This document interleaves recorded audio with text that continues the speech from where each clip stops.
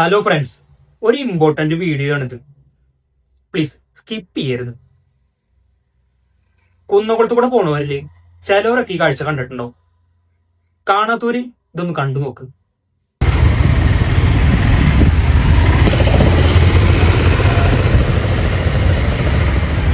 ഞാൻ ഈ അമ്മയുടെ അടുത്ത് പോയിട്ട് കാര്യങ്ങൾ തിരക്കി നോക്കി. അവർക്ക് പറയാനുള്ളത് നിങ്ങൾ തന്നെ കേട്ടോക്ക്. എന്താ ഇവിടെ ഇരിക്കണിങ്ങനെ? അല്ല, വീട്ടിലാരുള്ളത്? വയ്യാത്തോടത്ത് ഇവിടെ ഇരിക്കണെന്തിനാ? വണ്ടി കയറിയിട്ടുണ്ട് എത്തില്ല കണ്ടോ. സഹായിക്കാറില്ലേ? എന്തായാലും തട്ടിച്ച് പോകുന്ന ആൾക്കാരുള്ളൂ. സഹായിക്കാനില്ല. ഗവൺമെന്റ് വരെ സഹായിക്കുന്ന ഗവൺമെന്റ് അല്ല. എന്താ അങ്ങനെ പറയണ? എന്താ അങ്ങനെ എന്താ ഉണ്ടാവുക? എന്റെ പേര് പറഞ്ഞ് വീട്ടുണ്ടാക്കിയിട്ട് വീട് പണിതിട്ട് അവരുടെ പേര് ഒക്കെ വെച്ചിട്ടുണ്ട്. ഇപ്പിടവായി വേണം തള്ളിപ്പൊളിയാ. ഇങ്ങനെ കൊണ്ട് പറയിപ്പിച്ചല്ലേ. ഒക്കെ ചതിക്കുന്ന ലോക. കുറെ ആൾക്കാര് പല പ്രാവശ്യമായിട്ട് ടിക്കറ്റ് കട്ടുണ്ടോല് കയ്യിന്ന് കെട്ടിപ്പെട്ടതല്ലോ. ടിക്കറ്റ് മാസം മേടിക്കും. ടിക്കറ്റ് കരിന്തലിൽ ഇവിടെ വെക്കും. എന്നിട്ട് മൊബൈല് വെക്കും. ടിക്കറ്റ് ഇല്ലാന്നും പറഞ്ഞ് അവര് പോവും. അതേപോലെ കുറെ ടിക്കറ്റ് വേണമെന്ന് പറയും. കയ്യില് മേടിക്കും. പുതിയ ടിക്കറ്റ് ഇങ്ങനെ വെക്കും.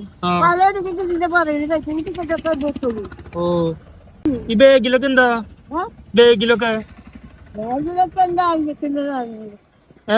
എന്താ ആവശ്യത്തിനുള്ളത് അറിയെങ്കില് വീട് ചിലപ്പം ഉള്ളതല്ല. മക്കളൊക്കെ എവിടെ?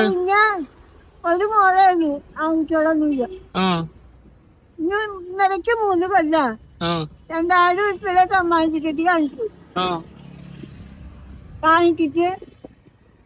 1000 ഉൾപ്പെടെ ക്യാഷും മേടിച്ചു, 1000 ഉൾപ്പെടെ ടിക്കറ്റും മേടിച്ചു, 2000 ഉൾപ്പെടെ സമ്മാന ടിക്കറ്റും ഞാൻ പോയി.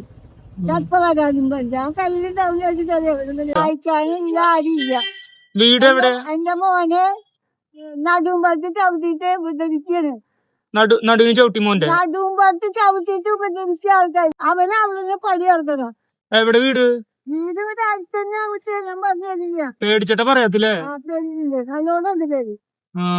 സഹായിക്കണില്ല, ഉപദ്രവിക്കും ചെയ്യാലേ. അതന്നെ. ഞാൻ രാവിലെ വന്നാ വൈകുന്നേരം പോണത്. ഇങ്ങനെ തിരിച്ചാൻ പാടില്ല. ഗവൺമെന്റിന്റെ ഭാഗത്തുനിന്നൊന്നും സഹായിക്കണമെന്നില്ലേ? ആനമൊത്തം കടന്നു. അതെ, ആനമൊത്തം അത് ഒന്നും സഹായിക്കണില്ല. സഹായിച്ചില്ലെങ്കിൽ ഇങ്ങനെ വരില്ലല്ലോ. അയ്യോ, വീട് അങ്ങനെ എഴുതി കൊടുത്താൽ വീട് പണിതാൽ കാറ്റും തന്നെ അപേക്ഷിച്ചിട്ടുള്ളൂ. കയ്യിൽ കാര്യം തന്നെ ഞാൻ വൈകുന്നേരത്ത് കഴിച്ചില്ലേ. കഴിക്കാൻ കാര്യം ഉണ്ടാവുമ്പോഴേ തന്നാൻ പോവുക. അപ്പൊ സ്ഥലം മേടിക്കാൻ കയ്യിൽ കാറ്റ് കേൾക്കണം. സ്ഥലം മേടിച്ച് കഴിഞ്ഞ് കുറെ കഴിഞ്ഞ് കാറ്റ് കിട്ടും. സ്ഥലം പണിയാൻ കാറ്റ് കേൾക്കണം. സ്ഥലപണി കഴിഞ്ഞാല് കാറ്റ് കിട്ടും. ഇപ്പൊ വീടുണ്ടോ സ്വന്തമായിട്ട്? ഇപ്പൊ വീടും ഇല്ല, നാടും ഇല്ലല്ലേ. വാടകയ്ക്കാണോ? വാടകയല്ല, സ്വന്തമല്ല. എവിടെ കിടക്കണപ്പോ? എവിടെ താമസിക്കണപ്പോ? എന്റെ പേര് പറഞ്ഞിട്ട് നാട് കൊടുക്കാൻ പിരിച്ചുണ്ടാക്കി. എന്നിട്ട് ആര്? ഒരു സംഘടനയിലെ പ്രസിഡന്റിന്റെ മോന്റെ പേരില് സ്ഥലം, മോന്റെ ഭാര്യയുടെ പേരില് വീട്. എന്ത് സംഘടന? ഉണ്ട്. അത് കഴിഞ്ഞ് കറണ്ട് ബില്ല് സെക്രട്ടറിന്റെ പേരില്, എന്റെ പേരില് തന്നെ. എന്താ ആക്സിഡന്റ് വന്ന കയ്യാണ്. വണ്ടി കയറിയിട്ട് ചത്തില്ല. വണ്ടി കയറിയിട്ട് മരിച്ചില്ല? ചത്തില്ല. ഓ, അത് രാവിലെ എന്റെ കയ്യിലാ കുറ്റൊന്നും. കഴുത്ത് റെഡിയാവില്ലേ? കഴുത്ത് ശരിയാവില്ല. ശരിയാവില്ല. ഓപ്പറേഷൻ ഒന്നും പറഞ്ഞിട്ടില്ല? ഓപ്പറേഷൻ കയ്യിന്റെ കമ്പി കുറ്റും. കയ്യ് ഇവിടെ തൊട്ട് ഇവിടെ വരെ 4 കഷ്ണ വെല്ല്. എന്നിട്ട് മാസത്തിന്റെ ഉള്ളിൽ കൂടെ കമ്പി കുത്തി കയറ്റിയിട്ടുണ്ട് അവിടെ. അയ്യോ. അത് കഴിഞ്ഞ് കുറെ കഴിഞ്ഞപ്പോ കമ്പി പൊന്തി വന്നു, കട്ട് ചെയ്തു. ഇപ്പൊ കമ്പി ഇത്ര നീളത്തിന് പൊന്തി നിൽക്കുന്നുണ്ട്. ഞാൻ അത് എടുക്കുന്നില്ല, കാരണം കാന്തത്തിന്റെ ഉള്ളിൽ കൂടെ കട്ടര കുത്തി കയറ്റിട്ടാണ് അത് വെക്കുക. എനിക്കിനി വേദന തിന്നാൻ വയ്യ. പിന്നെ ഇഞ്ചക്ഷൻ എടുക്കുന്നത് മാസത്തിന്റെ ഉള്ളിലാ.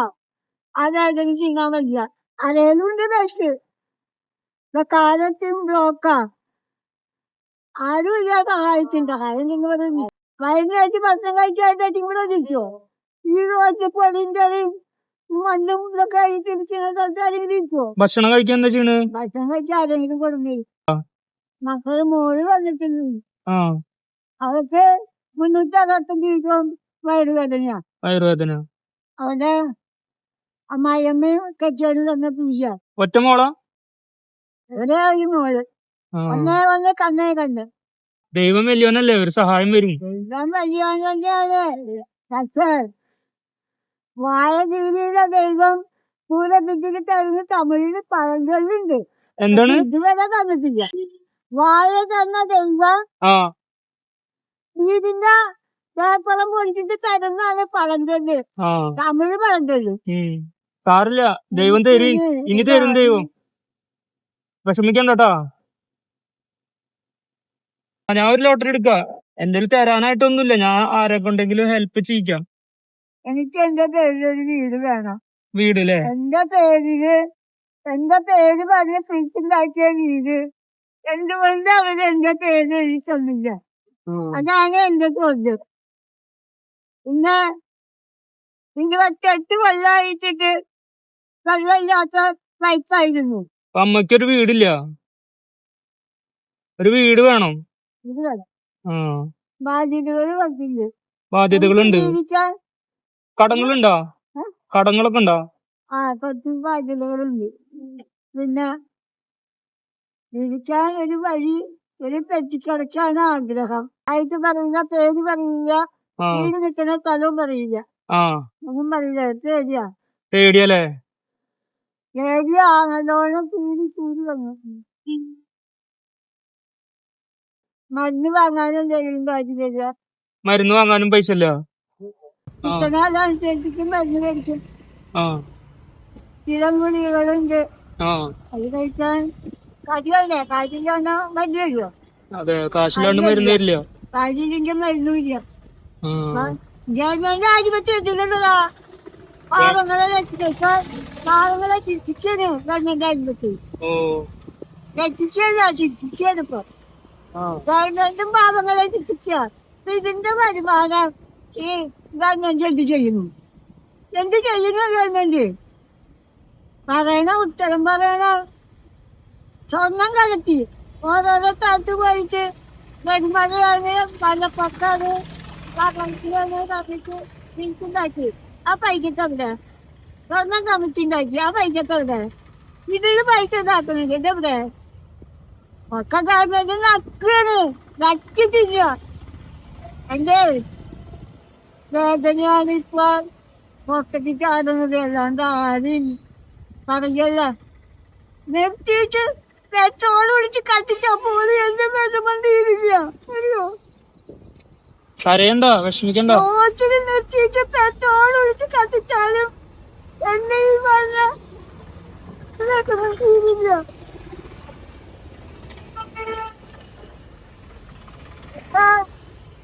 തവള പറയുന്ന പോലെ പേപ്പറും ഗണപതി പറയുന്നില്ലേ, ഇന്ന് പോയിരുന്ന ആളെന്താ ഈ ഇന്നലെ എപ്പോഴും ഉണ്ട്, നാളെ എപ്പോഴുണ്ട്. നിങ്ങൾ കേട്ടില്ലേ? ഈ അമ്മയുടെ മനസ്സിലെ ഒരുപാട് നീറുന്ന വിഷമങ്ങളാണ് എന്നോട് പങ്കുവച്ചത്. ഇവരെ സഹായിക്കാൻ ഗവൺമെന്റ് പോലും മുന്നോട്ട് വരുന്നില്ല. സഹായിക്കാൻ വരുന്ന നാട്ടുകാരടക്കം അവരെ പറ്റിച്ചുകൊണ്ടിരിക്കുകയാണെന്നാണ് പറയുന്നത്. വീട് വെച്ചു കൊടുക്കാന്ന് പറഞ്ഞിട്ട് പൈസ പിരിച്ചിട്ട് ആ പൈസ എടുത്തിട്ട് വേറെ ആൾക്കാർക്ക് വീട് വെച്ചു കൊടുക്കുന്ന കുറേ ആൾക്കാർ, അതുപോലെ ലോട്ടറി മേടിക്കാന്ന് പറഞ്ഞിട്ട് വരുന്നവർ ഇതിൻ്റെ കയ്യിലെ ലോട്ടറി എല്ലാം തട്ടിയെടുത്ത് അവരത് മറിച്ച് വയ്ക്കുക ചെയ്യുന്നത്.